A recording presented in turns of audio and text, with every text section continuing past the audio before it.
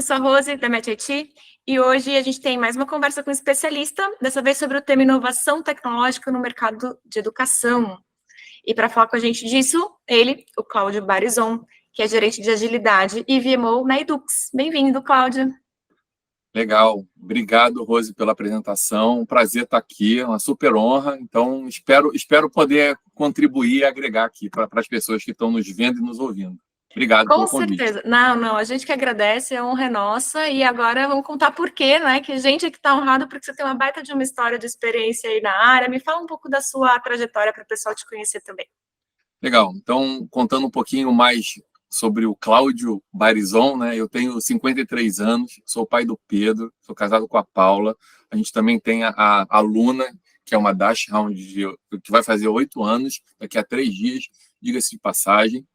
Eu trabalho há uns 35 anos em TI, né, principalmente. Há mais de 20 eu trabalho com gestão e há uns 16 com agilidade. Eu sou formado pela PUC aqui do Rio, eu tenho um MBA em gestão pelo IBMEC e outro pelo NCE da UFRJ aqui. Bom, eu sou entusiasta das metodologias ágeis, eu tenho até um livro a respeito chamado Transformação Ágil, e eu acabei participando de outros dois, um chamado Jornada Transformação Digital no Brasil, que é da jornada colaborativa, né? E de um outro livro chamado Derrotas de Sucesso, que é que é um grupo que também tem muita gente da nossa comunidade ágil, e aonde também essa comunidade ágil, onde a gente também tem um podcast do qual eu apresento com outros 3 grandes amigos meus, o Vitor, a Cintia e o Petros, né? Então, depois, fazendo um jabá aqui, depois não deixem de conhecer Comunidade Ágil, a gente fala sobre agilidade, quem estava fazendo mudança de carreira, de transição e tal, é bem legal e tal. Bom, eu comecei a trabalhar com agilidade, então, falando sobre agilidade especificamente, em meados de 2008, quando a gente começou um processo de transformação na Infoglobo, aqui no Rio de Janeiro. A Infoglobo é a empresa que publica os jornais Globo Extra, né? Depois eu fui empreender, então, com 2 amigos, através de uma consultoria para implantação de práticas ágeis, onde a gente teve a oportunidade de participar do programa olímpico, né, para a construção das arenas para as Olimpíadas do Rio, né, da Rio 2016.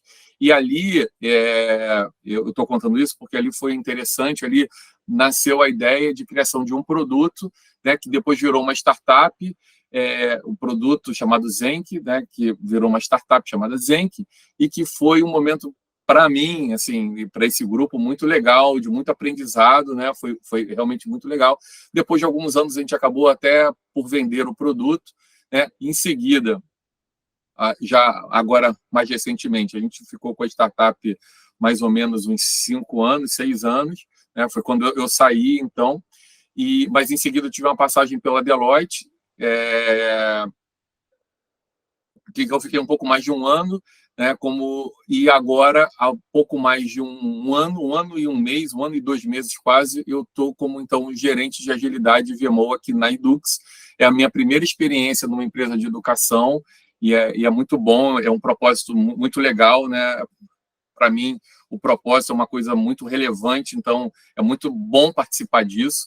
E eu estou aqui, né, com esse objetivo de ajudar a fomentar, né, esse mindset ágil, né, e ajudar a construir esse processo de transformação digital que já vem na Edux já há alguns anos, que é bem legal a gente ver a maturidade que a empresa já tem a respeito. É isso, não sei se ficou claro, mas tudo isso. Baita trajetória. Ó, depois eu vou colocar o link do canal, Comunidade Ágil, já está anotado. Bem humilde, né? Então, daí eu tive um exit de uma startup, daí eu trabalhei na Deloitte, daí eu fiz tudo isso, né, apenas, na incrível trajetória, e eu acho muito legal você falar do mercado de educação, estando há 1 ano e pouco no mercado, porque acho que você tem esse olhar também de novidade, né, de aprendizagem. Então, se você puder contar na sua experiência, né, desse tempo dentro da Edux, o que você tem visto também com os colegas, com os parceiros, como é que está, né, o momento de inovação e tecnologia para o segmento, seja do ponto de vista cultural, de prioridades, assim, e de desafios, assim, o que você tem visto? Assim, lá é muito legal, porque eu acho que a gente está numa empresa muito boa, assim, que está pensando muito no aluno. Nós temos mais de 1 milhão de alunos, né? E a gente está aprendendo a entregar melhor para ele, para os nossos docentes, inclusive, e o que a gente pode fazer com relação a isso. E aí a tecnologia, a inovação tecnológica tem um papel super importante, né? Porque elas, né, essa inovação e tal, ela vem muito impulsionada pelas mudanças de comportamento das pessoas, né? E na educação isso não é diferente. E como a gente viveu o mundo e viu, né, o mundo vem passando por uma transformação muito grande, muito acelerada.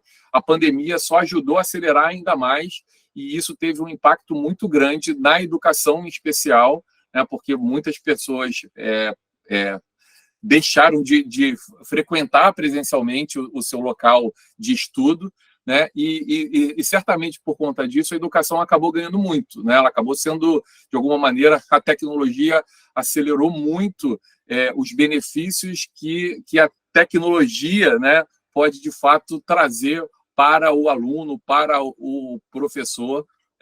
Então, assim, a Edux é muito antenada. Falando sobre a Edux, porque é o que eu estou vivendo internamente, ela tá muito antenada com esse contexto, né?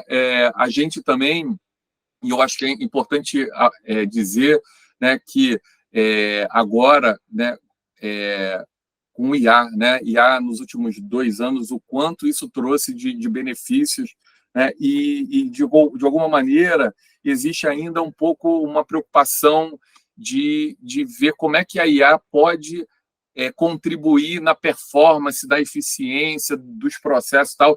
O que eu tenho visto de uma maneira geral como a IA tem sido usada. E eu acho que a gente tem um desafio muito interessante lá na Edux, e a gente está partindo por um caminho talvez um pouco diferente do que eu tenho visto, que obviamente, claro, que vendo como é que a IA pode interferir na eficiência, mas principalmente como é que ela pode ajudar o aluno, né? Seja dentro da sala de aula, seja com a sala digital, a sala virtual, né? com as aulas remotas, mas também entendendo, né, esse seu comportamento, e a partir daí a gente tem hoje uma enorme capacidade de coletar dados, então isso é absolutamente fundamental para que a inteligência artificial ela funcione da melhor maneira possível.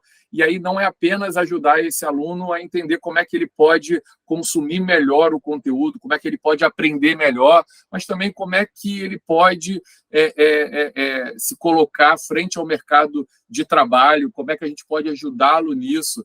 Então, assim, hoje existe uma preocupação muito grande com relação aos dados, eles são absolutamente fundamentais exatamente para que a gente possa, então, oferecer, junto à tecnologia, né, esse arsenal, né, de informação para que o aluno seja bem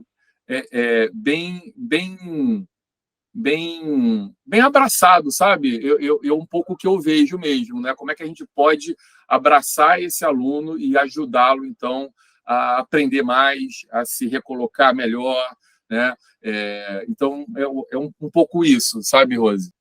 E, Berizão, você tem atuação da agilidade dentro da TI, né? No organograma você fica na estrutura de TI. Como é que é essa relação da TI com agilidade e uma área de inovação em especial? Como é que essa colaboração acontece?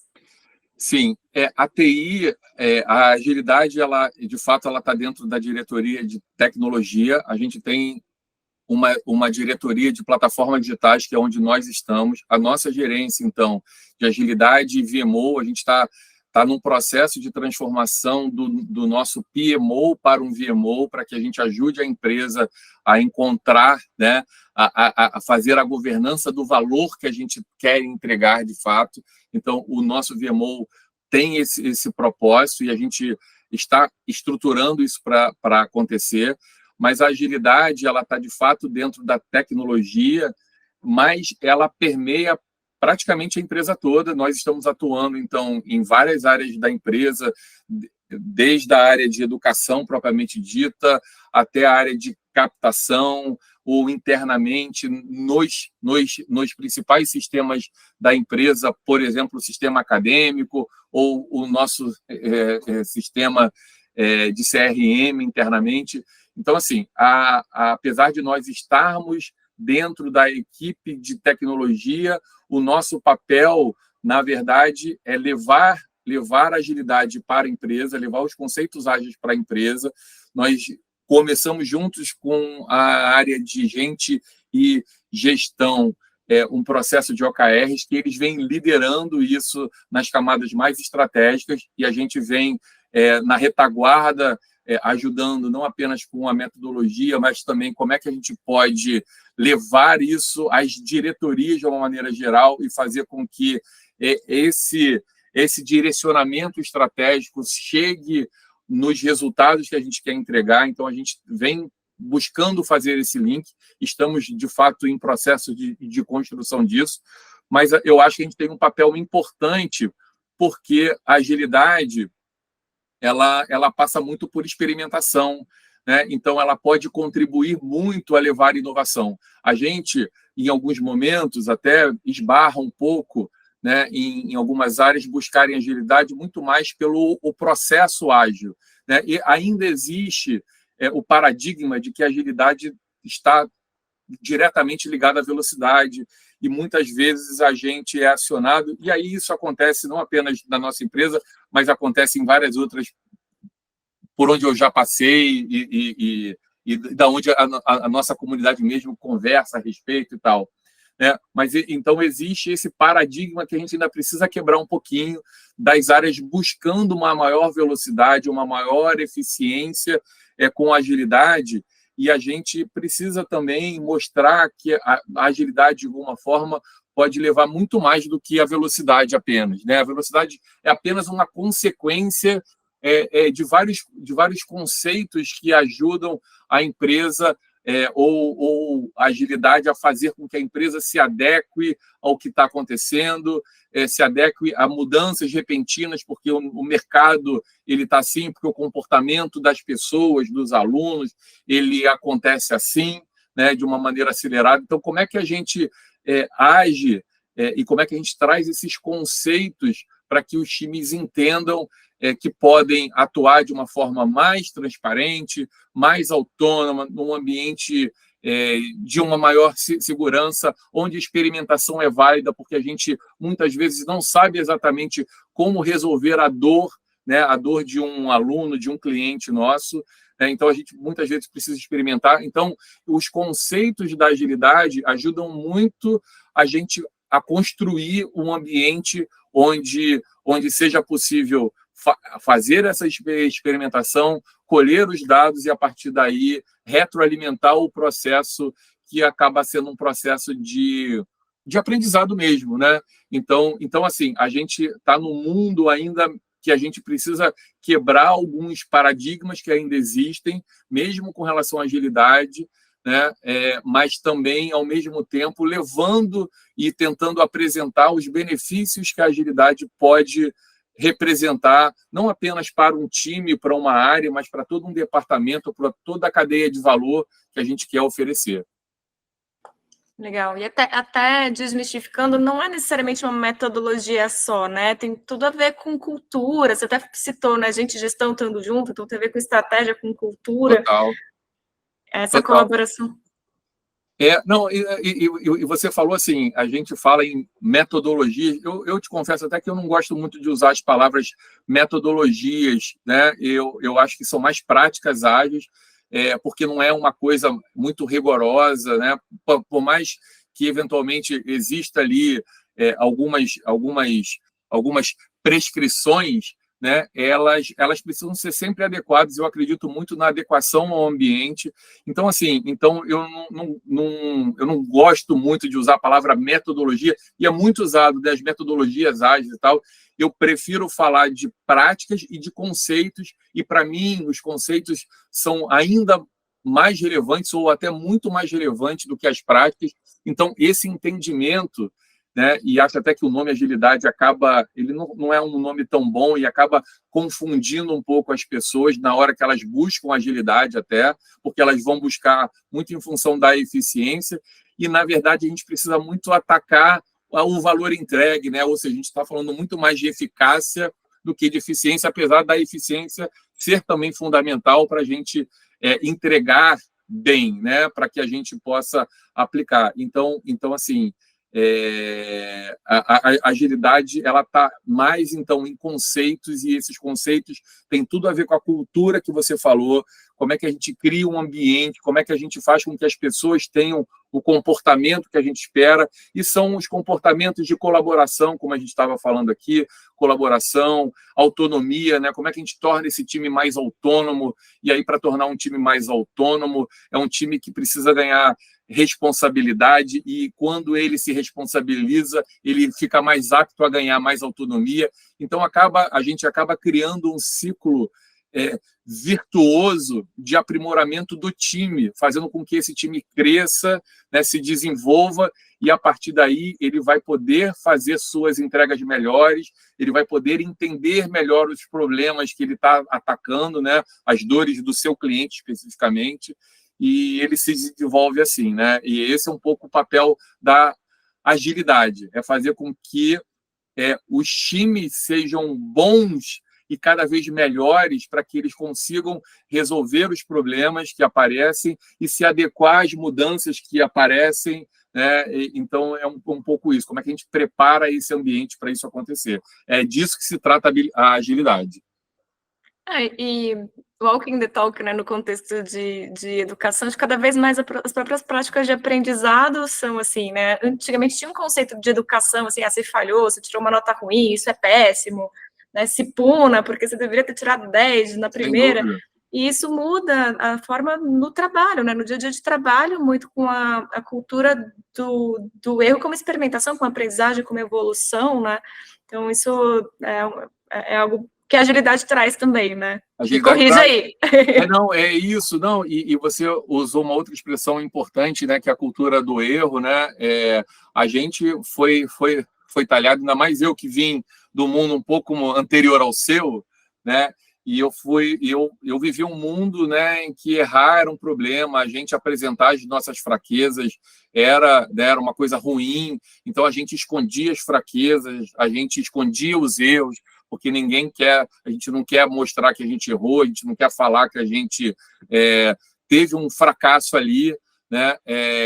Então isso vem mudando muito, né? Esse mundo novo que a gente não conhece direito, né, que está mudando muito e tal. Então, assim, e isso passou a ser normal, né? A gente, ao não conhecer o que está logo ali na esquina, a gente precisa, de fato, abrir espaço para que a gente experimente. E uma vez que a gente abre espaço para a experimentação, a gente está abrindo espaço para errar, né? A gente precisa, por outro lado, não tratar o erro como um erro, né? Não é o errar por errar, né? Mas é o erro como um aprendizado para que da próxima vez a gente faça melhor, entenda o que aconteceu e construa uma solução melhor em cima daquele aprendizado. Então, essa construção de um ambiente com base no aprendizado, e aí não exatamente com base no erro, ele é absolutamente fundamental, né, para a gente criar uma organização inovadora, né? Porque se não houver espaço para isso acontecer, você pode ter certeza que essa empresa nunca vai conseguir inovar. Se no primeiro erro de uma área, de uma empresa, aquelas pessoas que participaram do erro forem punidas de alguma maneira, forem até mandadas embora, e olha que eu já vi isso acontecer antes, você pode esquecer, né? É um ambiente que não vai ter inovação. Se você espera trabalhar num ambiente de inovação, esquece, aquele lugar não é um ambiente para você. Assim, pode ser que ainda existam empresas que precisem disso, né? Talvez algum negócio precise atuar dessa maneira, mas de uma maneira geral, né, as empresas digitais, né, elas estão vivendo um mundo de incertezas mesmo, e que eventualmente ter o espaço para isso acontecer é absolutamente fundamental. É bem isso mesmo. Aí eu acho que nem sei se tem, viu, segmento que não dá para errar. Acho que tem áreas, né? Então, sei lá, área cirúrgica da medicina, a gente espera uma área de controle. Mas você vai ter lá Health Tech também com espaço de experimentação. Acho que tem esse convívio, é legal, bacana. Eu acho assim, se a gente for parar aqui para fazer um inventário, possivelmente a gente não vai encontrar nenhuma empresa que hoje possa se dar o luxo de falar, né, eu faço assim, se errar eu mando embora, porque eu acho que a chance dela não virar a próxima década é imensa, né? Fato.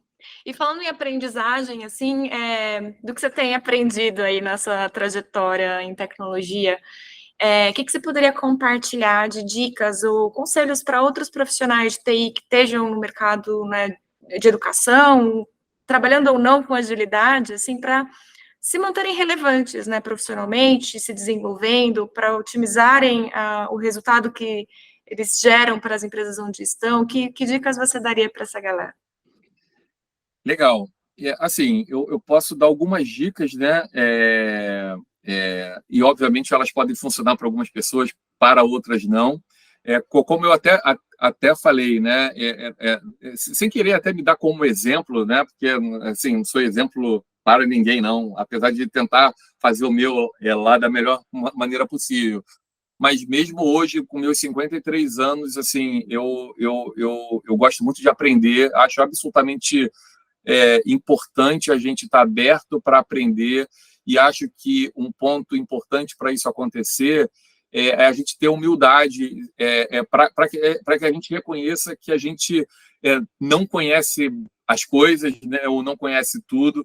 Então, assim, ter humildade, né, ter a consciência de que é absolutamente fundamental se manter ativo, aprendendo, né, conhecendo, e mais do que isso, trocando informação. Então, assim, eu falei sobre a comunidade ágil que eu participo, e, de novo, não é para fazer um jabá, não, é porque é um fórum de trocas de experiência. Ali, a gente está ali para ouvir o outro, para entender aonde as pessoas podem se ajudar, para fazer, de fato, essa troca. É um ambiente muito colaborativo mesmo. Então acho que a gente está vivendo um mundo de colaboração. Então, se a gente puder se manter com a mente aberta para aprender, mesmo dos mais novos, né? A gente, de repente, não, o cara é novo, eu já estou aqui há 35 anos no mercado, o que esse cara tem para me ensinar? Cara, ele tem muita coisa para me ensinar. Todo dia eu aprendo um monte de coisa. Eu sou um cara que gosto muito de escutar podcasts, né? Então, assim, todo dia eu aprendo pra caramba, né? Escutando o que as pessoas estão fazendo, o que elas estão construindo. É impressionante como a gente vê, né, várias iniciativas muito legais que a gente nunca imaginou que, a essa altura, né, a gente pudesse estar fazendo coisas tão absurdamente legais e tal. Então, assim, eu acho que a gente tem que estar muito aberto para esse tipo de troca. Eu acho também, um outro ponto que eu acho, sinceramente, absolutamente fundamental assim, é o inglês, né? Falar inglês, entender, é absolutamente fundamental, ainda mais nesse nosso mundo globalizado, né? Quem dera eu ter levado isso a sério lá atrás, né? Eu, macaco velho, ainda aprendendo todo dia, para mim ainda é um esforço, né? Falar, né? Então, assim, adoraria que as pessoas entendessem que isso é absolutamente fundamental, porque de fato, né, nesse mundo cada vez mais globalizado, né, onde hoje a gente vê essa quantidade de ofertas que a gente tem do mundo todo.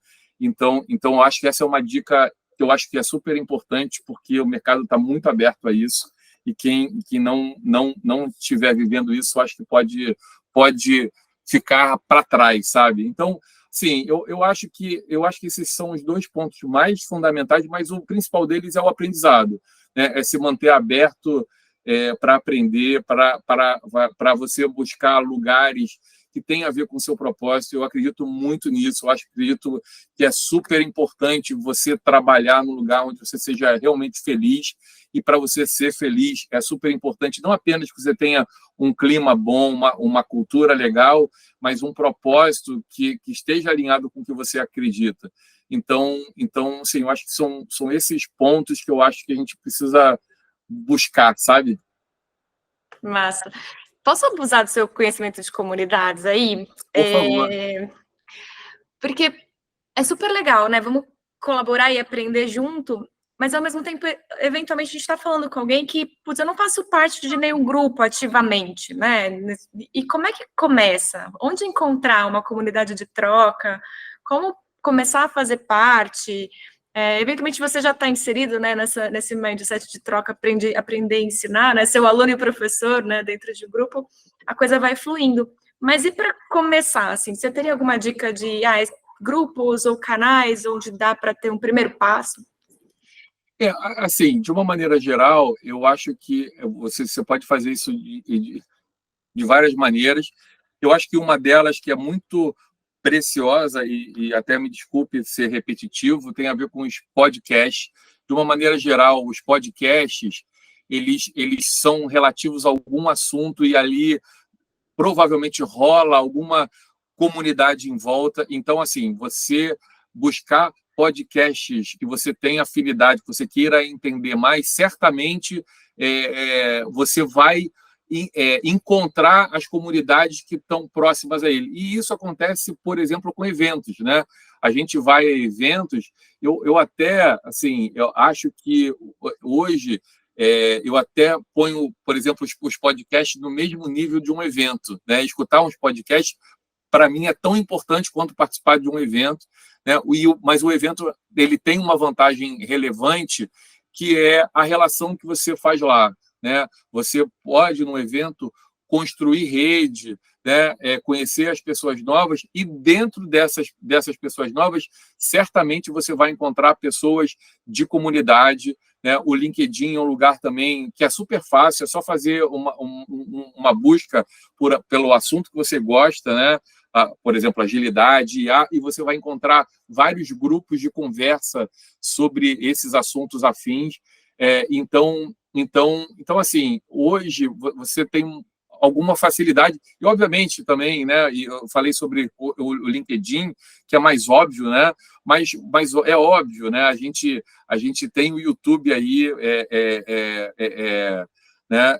Tem outras redes que fazem isso funcionar, mas assim, eu acho que talvez o ponto mais importante também é que as comunidades, de uma forma geral, pelo menos as que eu acompanho, elas estão muito abertas a trocar mesmo, né? Elas estão muito abertas para contribuir. É muito genuíno delas querer contribuir, que as pessoas que estão ali contribuam e colaborem entre si. Então, as pessoas são muito acessíveis, né? Então, você encontrar uma comunidade ou encontrar uma pessoa que participa de comunidades assim e fizer um contato com ela, seja por LinkedIn, ou seja por outro canal, como o próprio Twitter, eu tenho certeza que essas pessoas de comunidade são muito receptivas e vão certamente responder, e a partir daí você inicia, então, o contato com uma pessoa que te leva para um grupo maior e até que você chegue numa comunidade, apesar de ser absolutamente simples, né? Ontem mesmo, até para dar um exemplo, ontem mesmo uma pessoa no LinkedIn entrou em contato lá comigo, ontem não, no feriado do dia 1º, né? Entrou em contato para falar, eu vi da comunidade, e logo em seguida eu já passei o link, ela já entrou. Então, assim, cara, hoje é muito fácil, tem muita informação, né? Mas eu acho que a pessoa precisa buscar, né? Buscar, porque é absolutamente fácil de encontrar, e acho que é uma fonte, sabe? Uma fonte de conhecimento, uma fonte de troca, uma fonte super rica. Eu acho que é absolutamente fundamental hoje em dia. Legal. Uma das primeiras comunidades que a gente começa a interagir, além da família, é a própria escola, né? Então, de repente, voltar aí para quem está pensando numa pós, voltar a estudar, Sem dúvida. Estácio, né? Temos espaço aí também de comunidades acadêmicas para. Sem dúvida. Não, e você, você falou bem, né? Até hoje, né? Como eu falei, sou um macaco velho, né? Até hoje, os meus grandes amigos são amigos de, né, ensino médio, ou universidade, ou pós. Né? Nós temos os nossos grupos, a gente se conversa, e não é apenas um grupo para a gente falar amenidades, mas também é um grupo de troca, né? É um grupo de troca de informação, são grupos de troca de experiência, e outra coisa importante, são grupos de referência, né? No sentido de que, mesmo para as pessoas que estão atrás, né, de um trabalho novo, de uma empresa nova, são grupos que ajudam demais, né? Essa construção de rede, as indicações, elas são super relevantes hoje em dia. Então, participar de grupos assim, participar de comunidades assim, só traz benefício, sabe? É realmente que bom que você falou sobre esse assunto, porque eu acho que é muito rico mesmo. Demais. Cara, obrigada mesmo, assim, pelo seu tempo. Agora não vou economizar o tempo dos livros, né? Depois me passa os links também para eu deixar aqui. Opa. Onde é que acha. Ó, eu até peguei aqui, deixa eu mostrar bem rapidinho. Ó, primeiro, ó, o Comunidade, o Transformação Ágil. Boa. Esse outro aqui é a Jornada de Transformação. Assim, muita gente conhece esse símbolo aqui, é da Jornada Colaborativa, que tem vários livros a respeito. Então, aqui é um conjunto de pessoas que, tá vendo? Uma comunidade que se juntou para fazer esse livro, e como esse livro, existem vários outros livros da Jornada Colaborativa, e esse outro aqui é o da comunidade nossa, que eu falei, né? É o Derrotas de Sucesso, que é um pouco aquilo que eu estava falando ali, né? É a gente hoje ter mais liberdade para a gente se mostrar mais frágil mesmo. Isso não é um problema, não. É legal, porque isso gera empatia, isso humaniza mais a relação. Então, falar sobre os problemas, falar sobre as dificuldades, falar sobre os fracassos, só ajuda a gente a nós sermos pessoas melhores, profissionais melhores, sabe? Então, eu acho que esse é um livro muito legal, porque fala disso, né? E aí, não especificamente com relação ao livro, mas isso, né? De nós aceitarmos as nossas derrotas, aceitarmos os nossos fracassos, e o que a gente ganha com isso, né? O que a gente aprendeu com isso. Eu acho que a lição está aí, e eu não vejo um problema nenhum em a gente mostrar isso abertamente, sabe? Legal. Não, e vulnerabilidade, né? Baita coragem de quem escreveu. Eu tô super curiosa de ver esse último, principalmente, já tá primeiro da lista. Legal. Arizão, obrigada demais pelo seu tempo. Espero que a gente possa ter novos bate-papos, assim, super rico a sua contribuição. E depois me manda os links para eu colocar aqui para o pessoal. Tá bom, eu que agradeço o convite, foi um prazer, espero que, né, tenha contribuído de alguma maneira, que eu não tenha falado muita besteira por aqui com vocês, mas agradeço demais a atenção. E, Rose, estou à sua disposição sempre. Obrigado, tá? Obrigada demais. Até a próxima. Tchau.